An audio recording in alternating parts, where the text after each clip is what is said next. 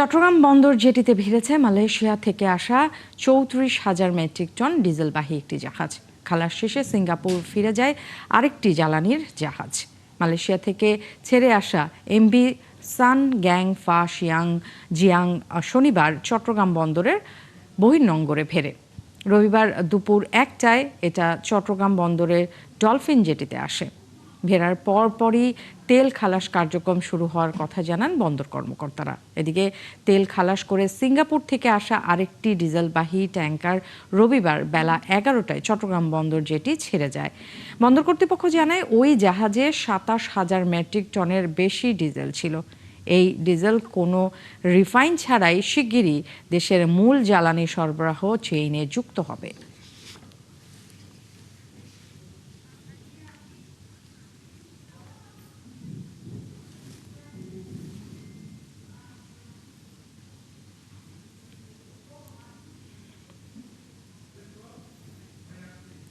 দর্শক, এই মুহূর্তে চট্টগ্রাম বন্দর জেটিতে আছেন সহকর্মী প্রণবেশ চক্রবর্তী।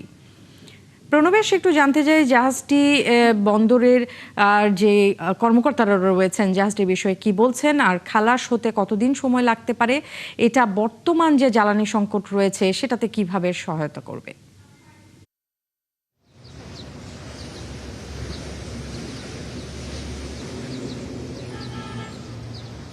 নেন্সি, আজকে চট্টগ্রাম বন্দরের যে ডলফিন জেটি রয়েছে এই জেটিতে মালয়েশিয়া থেকে ৩৪,০০০ মেট্রিক টন ডিজেল নিয়ে আমার পেছনে দাঁড়িয়ে থাকা যে জাহাজটি এটি দুপুর ১টায় এখানে পৌঁছেছে।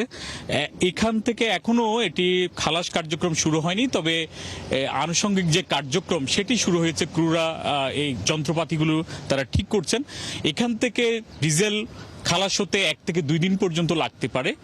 আর যেহেতু এটি সরাসরি বিপিসি অর্থাৎ বাংলাদেশ পেট্রোলিয়াম কর্পোরেশনের যে বিপণন কেন্দ্রগুলো রয়েছে পদ্মা, মেঘনা, যমুনা, সেগুলোর মাধ্যমে এটি দেশের বিভিন্ন জায়গায় পরিবাহিত হবে বা নিয়ে যাওয়া হবে এবং গ্রাহক পর্যায়ে চলে যাবে। আর এই ডিজেল যেহেতু বাংলাদেশের সবচেয়ে গুরুত্বপূর্ণ এবং সবচেয়ে বেশি ব্যবহৃত জ্বালানি, ফলে ডিজেলের সমস্যাটাই হচ্ছে মূল সংকট। আর এখনো পর্যন্ত বিভিন্ন দেশ থেকে পরিশোধিত ডিজেল আসা অব্যাহত রয়েছে, অর্থাৎ এগুলো আগে থেকেই কেনা হয়েছে বা আগে থেকেই এগুলোর অর্ডার ছিল এবং সেগুলো মালয়েশিয়া, সিঙ্গাপুর, চায়না, ইন্দোনেশিয়া এইসব দেশ থেকে পরিশোধিত ডিজেল বাংলাদেশ সংগ্রহ করে থাকে। আর এই ডিজেলটি বেশি মূলত কৃষি, বিভিন্ন জেনারেটর এবং আমাদের যেসব নদীর পথে যেসব পরিবহন পরিচালিত হয়, বোট থেকে শুরু করে লাইটারের জাহাজ এগুলোতে ডিজেল বেশি ব্যবহৃত হয়। এর বাইরে পরিবহনের ক্ষেত্রে বড় যেসব গাড়ি রয়েছে, লরি, ট্রাক, সবগুলো ডিজেল চালিত। ফলে ডিজেলের চাহিদা বাংলাদেশে সবচেয়ে বেশি। এবং বাংলাদেশ যদি সংকটে পড়ে, সামনের দিনে যদি মধ্যপ্রাচ্যে ইরান এবং আমেরিকা, ইসরায়েলের এই সংঘাত যদি দীর্ঘায়িত হয়, তাহলে ডিজেলের সংকটে পড়তে পারে। এর কারণ হচ্ছে আমরা পরিশোধিত তেল যদিও কয়েক দশক থেকে আমরা বাইরে থেকে আমাদের দেশ সংগ্রহ করছে, তারপরও মধ্যপ্রাচ্য সংকট দীর্ঘায়িত হলে দেখা যাবে সেই সব দেশ পরিশোধিত ডিজেল বাংলাদেশকে দিতে চাইবে না বা তাদের অর্ডারগুলো তারা ক্যান্সেল করতে পারে। সেক্ষেত্রে বাংলাদেশ সংকটে পড়তে পারে। এই কারণে বাংলাদেশ এখন বিকল্প যে সোর্স সেগুলো খোঁজার চেষ্টা করছে। কাজাকিস্তান, ইউএসএ, আমাদের পার্শ্ববর্তী দেশ ভারত এবং আরো বিভিন্ন দেশ, এর বাইরেও স্পট মার্কেট থেকে ডিজেল সংগ্রহের চেষ্টা চালিয়ে যাচ্ছে সরকার। সব মিলিয়ে সরকার বিকল্প সোর্সগুলো খোঁজার চেষ্টা করছে।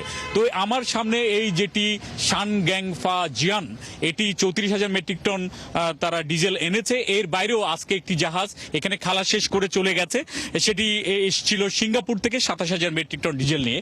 তো সব মিলিয়ে এখনো পর্যন্ত বাংলাদেশ আগে যে অর্ডারগুলো দিয়েছিল সেই ডিজেলগুলো এখনো পর্যন্ত বাংলাদেশে আসছে। সামনের দিনে কি হয়, অর্থাৎ এই মধ্যপ্রাচ্য সংকট দীর্ঘায়িত হয় কিনা সেটির উপর নির্ভর করছে বাংলাদেশের ডিজেল সংকটে পড়বে কিনা তার ভবিষ্যৎ। তো এটি ছিল চট্টগ্রামে যে এখন পর্যন্ত আজকে যে ডিজেলবাহী যে জাহাজ আসছে তার সর্বশেষ তথ্য।